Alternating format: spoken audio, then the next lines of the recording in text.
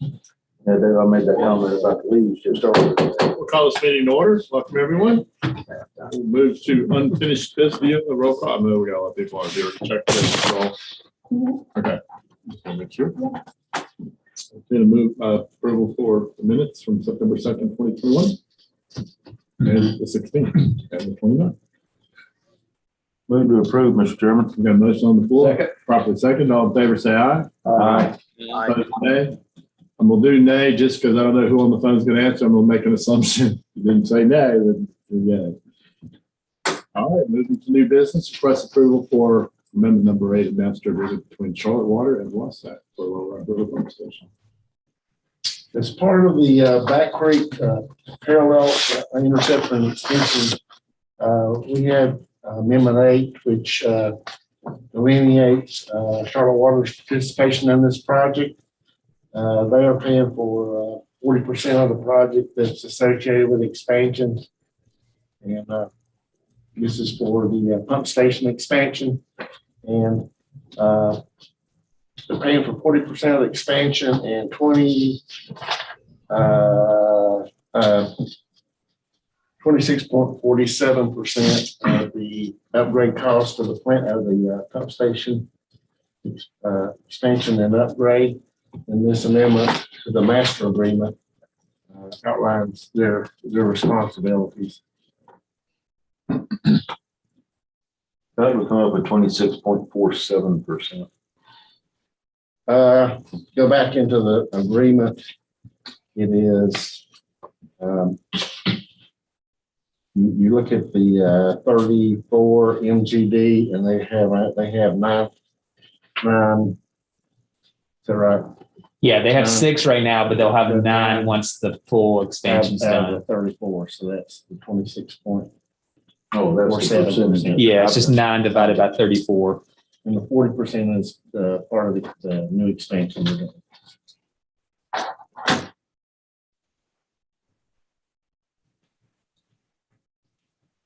That's your approval of this amendment, so we can get reimbursed for this project that's already under construction.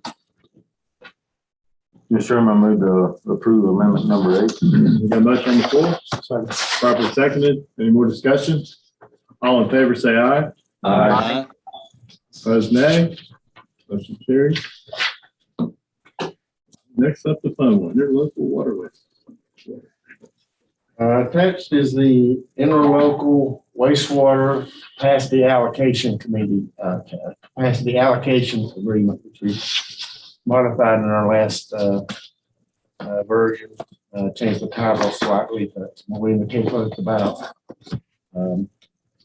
All the attorneys from the jurisdictions have reviewed it and approved it. We believe that it summarizes the desires of the board that we've discussed over the past several meetings, and we're asking your approval, and I think it's on the agenda for several of the other organizations in the next few weeks for their approval. Answer any questions you have. Yes, I got a question. I just met with our attorney and he did have questions on that.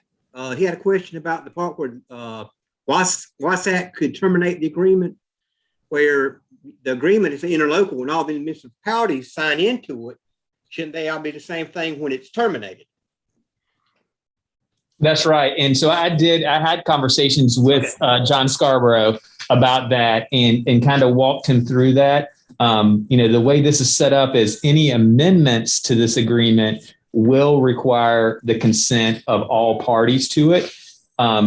You are correct in the termination. The way we have that currently set up is this will terminate the earlier of January 1, 2025, when the first phase of the expansion comes on board to 30 MGD, or the termination of this agreement by WSACC. And the reason we kept that termination of this agreement by WSACC is if for some unknown reason or a change in law, for instance, where we can no longer have this kind of arrangement, we needed that out to be able to terminate this agreement and not necessarily have to rely on all 5 of the individual members to do so.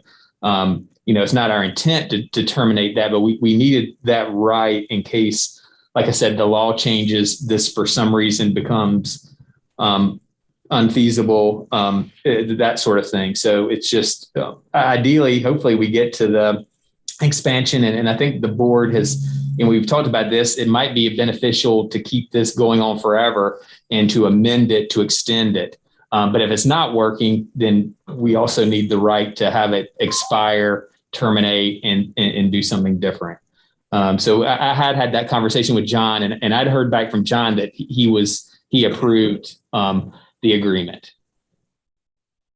And I also had similar conversations, not about the termination, but about the agreement overall, with Rich Cook, who's the attorney for Harrisburg and the county. He has signed off on this.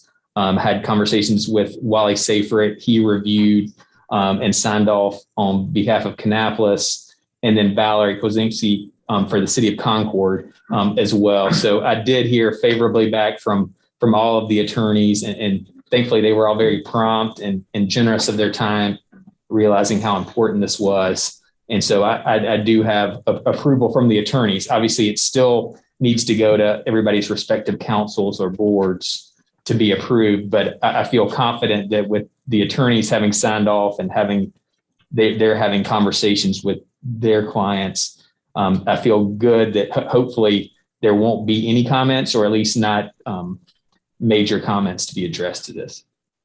Obviously, if you guys approve it tonight and there's substantive comments, we will bring it back to this board again.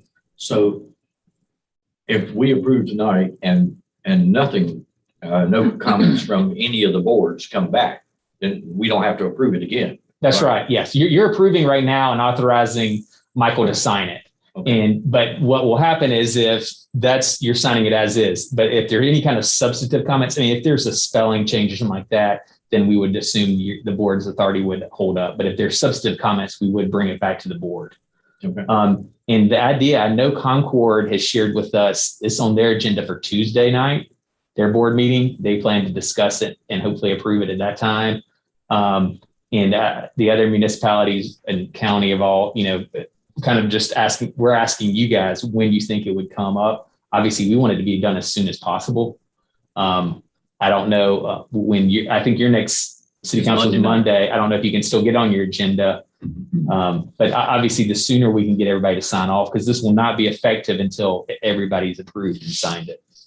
So we're hoping that can all be done in the next, 2 to 3 weeks would be ideal. And if it gets approved tonight, I don't see a reason it won't be on our agenda Monday night. Even if it's not now, we can always revise our agenda and add it. Okay, perfect. And I know it's on Concord, so that's good. And I emailed just briefly with Jonathan before, and I know he's working on their agenda, and hopefully that can be done soon. Yeah, William, that's on our November 1st work session. And as Commissioner Shue can note also, if we need to make an exception and ask them to approve it that night, we can do that. Yeah, I mean, from my perspective, yes, the sooner the better. So yeah, if that's possible, and I'm not sure about Harrisburg when your next meeting would be that you could discuss it. November, obviously. Yeah, okay. It'll be. All right, and hopefully Mount Pleasant could be the same. But ideally, we could have this whenever your next board meetings are. It can be addressed and hopefully approved, and we can get this put into effect. So just the conversation you had with Mr. Sales about the term of this. Mm-hmm. So just in your discussion of that, it looks to me like it will have to be revisited January 1st, 2025. That's right. If it doesn't end before that.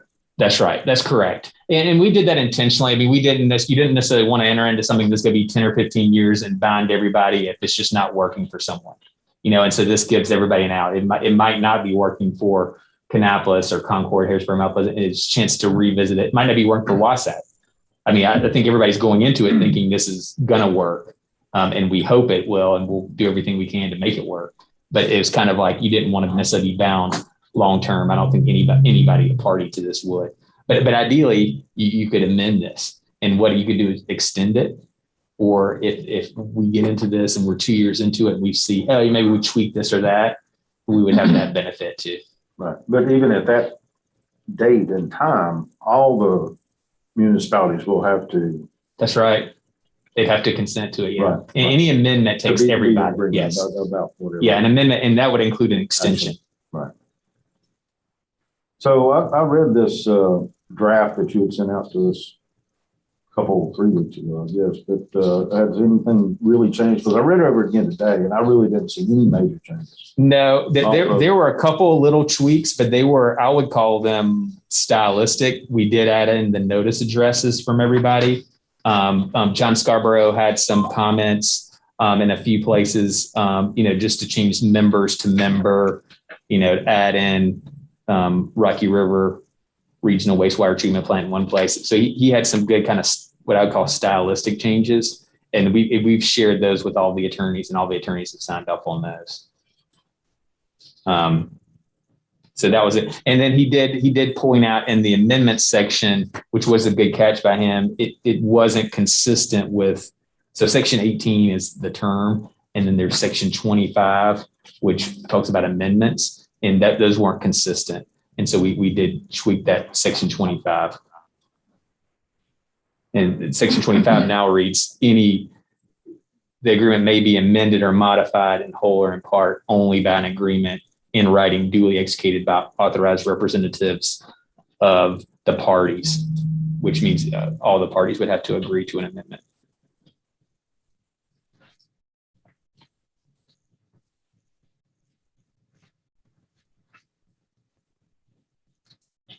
Any other questions or concerns on this? I would make a motion to approve this interlocal agreement, including authorization for Michael Wilson to sign it and for any minor grammatical or stylistic edits to be made. Second motion. Got a motion on the floor, properly seconded. All in favor, say aye. Aye. Aye. Opposed, nay. Motion carries. That's a big one. Yes, Chad, you're gonna be up, talking about the expansion project. Give us some good news. All right, well, Mr. Chairman, members of the board, I am here with good news tonight on all fronts, I believe, related to expansion. Happy to report that the team has hit the ground running, moving at a very quick pace on a lot of different fronts. Communication is going very well, I believe, at this point, starting this project. And so far from WSACC standpoint, it appears the decision to go to a progressive design build method to deliver this project is going to pay dividends. So that is definitely good news. Secondly, the dry weather we've experienced over the last month, really, where we've been really quite dry, is also showing significant flow impacts at the plant. Yesterday's flow was about 17.5 million gallons a day. So for the month, we're under 20 MGD for the first time since I believe it was like July of 2019 or sometime. I mean, it's been well over a year since we've been under 20 for a month. Now we're not done with the month, but all factors show us to be seeing impact from the weather drying up some, groundwater levels, improving some for us. So that is good news. We still have a lot of the year left. We still have a lot of tropical season left, a lot of things that can impact it, but it is trending in the right direction yet, and showing that we have seen really bring to light the impacts that rainfall and groundwater has had to our flows at the wastewater treatment plant, which stands and normalizes to help us capacity-wise over the coming year, 2 years, 3 years. On the project, we do have representatives from Crowder and Brown and Caldwell here tonight to make a presentation to you guys from a very high level on really what we're doing, what's going to be part of this first phase expansion, what the schedule looks like, what's going to be happening in the next 60 days or so, and then a little bit further out until we're really moving dirt. What does that look like? A quick look at the 30% cost estimate. Really, it's intended to be quite a high level update, but we have very good representatives here from both parties. So please feel free to ask questions. We can dig in deeper to items. It may be items we don't have deeper information on yet, or information that we may have to get to you next week or get back to you to get more information to it. But my real goal for this presentation was to get you guys really up to speed with what's going to take place with this expansion, what it's going to look like, what the schedule looks like, what it looks like it's going to cost, and some of the challenges we face with meeting our schedule in the current environment we're in. So at this point, I'll turn it over to George, correct? Or DJ, whoever. We're starting at. Okay.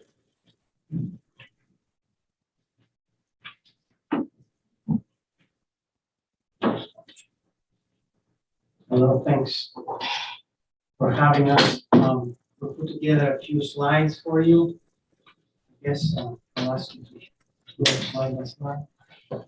Go ahead and turn to the next slide of the agenda.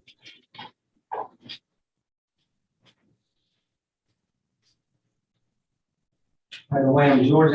I'm from the engineering firm Brown Caldwell. I'm the engineer and the project manager. So, like Chad mentioned, the agenda today is to brief you on what has happened to this date, show you a little bit how this phase 3 expansion will look like, phase 3 to 30 MGD. You all know by now maybe that phase 1 and phase 2, those names were taken already. So now we're talking about phase 3 to 30 MGD, phase 4 to 34 MGD. What is the work in the short term in the next 60 days? And then Brock will speak a little bit more on the overall schedule and the project scope costs. Yes, so this is a timeline with important milestones here. Back in February, we completed the first 15% design, what we call the conceptual design for both phases, actually, phase 3 and phase 4. At that time, they were together. As we moved along and we saw the urgency to accelerate the schedule, we broke them apart into phase 3 and phase 4. So we went to DEQ with a request to give us a new permit page for 30 MGD. We didn't have that at the time. All that went very well, and that's officially in your renewed permit right now. That is coming to effect November 1st, but we had a draft published and shared to us in August 2021 with that permit page in there. 30% design, what we call preliminary design and preliminary engineering report, that was delivered to your team in August, end of August. And then we submitted that to DEQ. There are operating permit compliance schedule. There is a compliance schedule in the existing permit. The first milestone we had to have this submitted before October 29, and we submitted that 10 days earlier. Since Crowder, the contractor, has been on board, we've been having lots of communications and coordination with your staff and us, and there have been great ideas, value engineering and changes have been made to reduce costs and also make things more constructible. Go ahead, next slide, please. So I'll show you now some aerial photos and some pretty pictures of how things will look like. So this is phase 3 to 30 MGD. This is your aerial of your treatment plant, and obviously with orange is the new structures that we are looking to construct in phase 3. Phase 3 is essentially all new construction, new buildings, new structures throughout what you see with orange. For comparison, let's go ahead and see next slide with phase 3 and 4 together. Now, purple is phase 4 work, and the solid purple is new construction, new structures. The faded purple is existing structures that you already have at your plant that need to be rehabilitated or brought up to standard, if you will. For the most part, those faded, the concrete is good, and only changes in mechanical equipment will take place. So that's kind of the difference between the 3 and the 4. The big item in phase 4 is the larger equalization basin that you see over there to the right, 12 million gallon storage tank. Next slide, please. So this is again, another view of your treatment plant, and I have pointed there with arrows, this green space or where our new structures will go in phase 3. And let's go to the new slide to see a different area, if you will, from a 3D model. Those green areas now have been filled with what we have circled here with the new structures. And down to the bottom left, we're gonna build first the smaller equalization tank. The bigger one that you saw, the 12 million gallon, is right next to it. And then kind of in the middle, we're building a new bioreactor, what we call, that's the heart of the plant. That's where all the work happens. So you have now 3 bioreactors, and we're gonna build a 4th. And then a blower building right next to it that will provide the air that the bugs need to do the work. Next slide, please. So in the next few slides, I will show you some close-ups of these new structures, how they look like now in the model that we use for the design. This is the smaller equalization tank. This tank has 2 purposes. The tank in the middle, or the tank within the tank, is a reactor that does some kind of pre-treatment for us for the scrubber blowdown water that has some impurities that we gotta pre-treat. So all that work happens in the center of this tank, and then in the annulus of this tank, we're gonna store wastewater, raw sludge, which is something commonly done in wastewater treatment plants when we have peak weather events. We wanna hold some wastewater before we pass it through the main plant. Next slide. Again, the smaller tank to the right, the larger tank that will happen in phase 4 is shown in the left. Eventually, these 2 tanks will work together and will work in tandem. So we have to make provisions for the future design too, to accommodate that larger tank. Next slide. Here's an actual facility not too far from here. This is the Long Creek Pump Station that is right next to the Whitewater Center. And that pump station has 3 equalization tanks.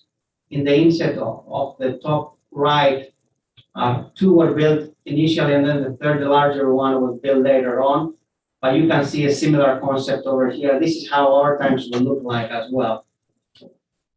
Next slide. Moving over to the aeration basin, now we talked about this bioreactor, the 4th bioreactor.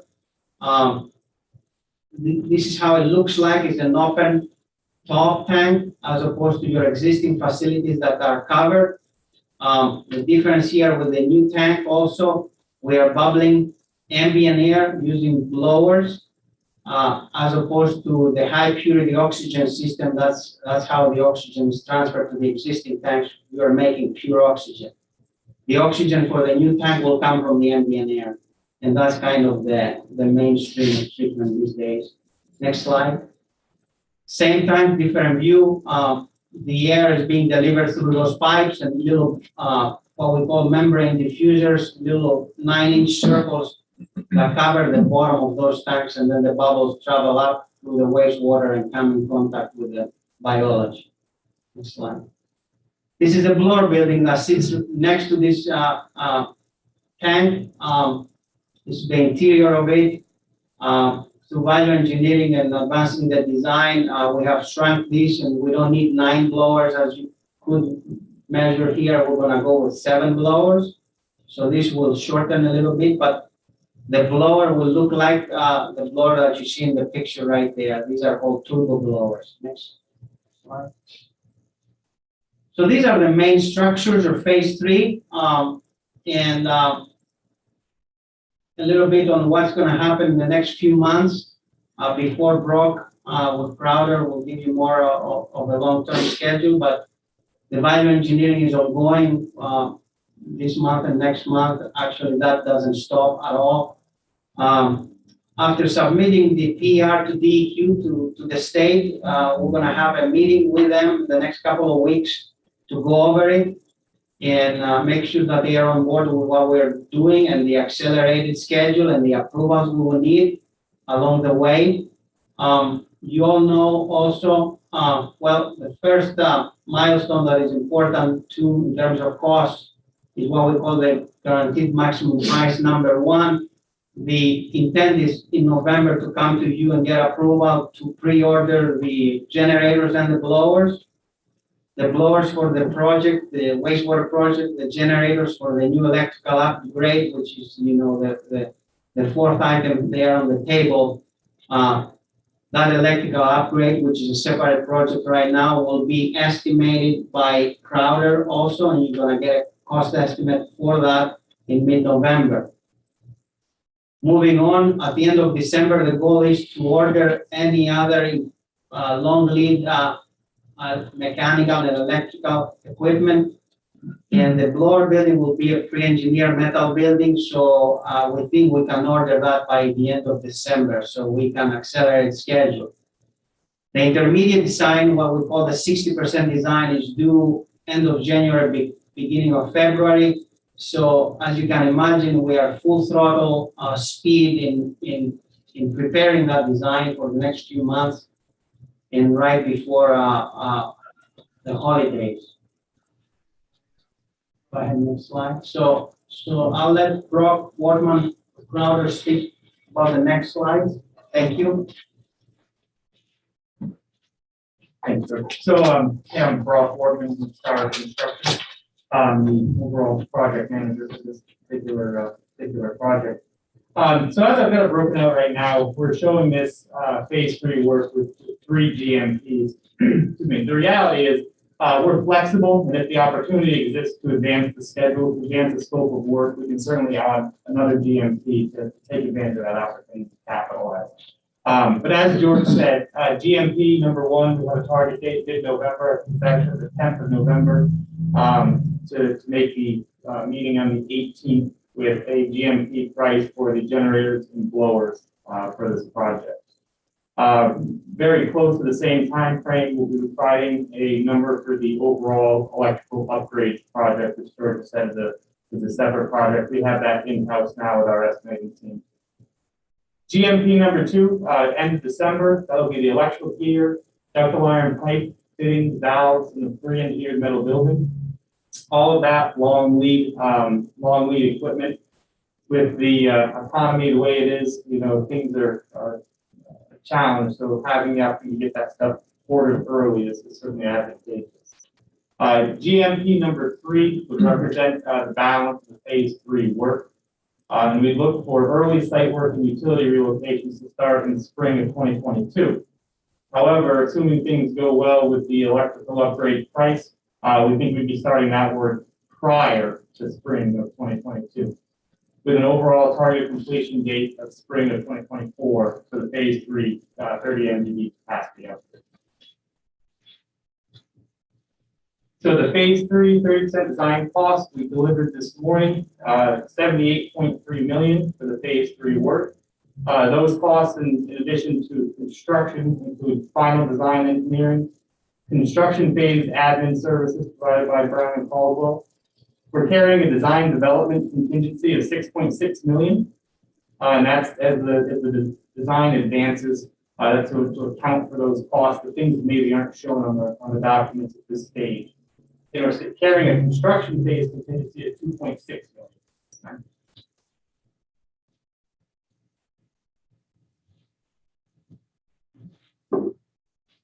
All right, thank you, guys. I know that was a lot of information real quick there. A couple of things that I want to share and might have the team jump in on as well. The reason we're seeing the early equipment procurement packages is some of these items, the lead times are just extraordinary on. Even just a pre-engineered metal building, which we're really looking at nothing fancy here. I mean, we're talking a year on pre-engineered metal buildings right now, which is something that historically what we're going to 3 months or something type of a deal. Generators, when we're talking about 2 megawatt generators, we're in 2 years on generator delivery. Blowers, when they said that, they didn't really given us a date, correct? To be determined is their delivery date on these generators or these blowers that we're talking about. So we want to get very aggressive on getting these ordered sooner than later because We hope this environment's going to improve, but there's certainly no guarantee for that, to be sure. So we will be coming to the board next month with a lot more information on that. Hopefully, a little bit better information on what the schedule looks like on some of that equipment, and be ready to answer those questions when we present that next month. As I said, right now they're showing 3, potentially maybe 4 GMPs. As opportunities present themselves for us to get work started sooner than later, then we're going to hopefully be able to maintain a flexible approach where if we need an additional GMP to get something started sooner than later, then we're going to want to do that. And it's been heard loud and clear by WSACC staff and by our team that the schedule is priority here, that we have to make sure that we're doing everything we can to continue the project advancing and moving on. So anybody have any questions for me or for the team on where we're at right now on the project?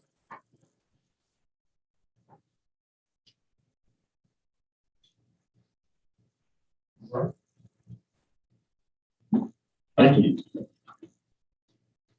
All right, we can go to public comment. Anybody on the phone? Anybody in the room? I'll entertain a motion to go into closed session for GS 143 for 1811 A1, A3, and A4. So moved. Motion on the floor. Second. Probably second. All in favor, say aye. Aye. Motion carries. Please stand. Aye.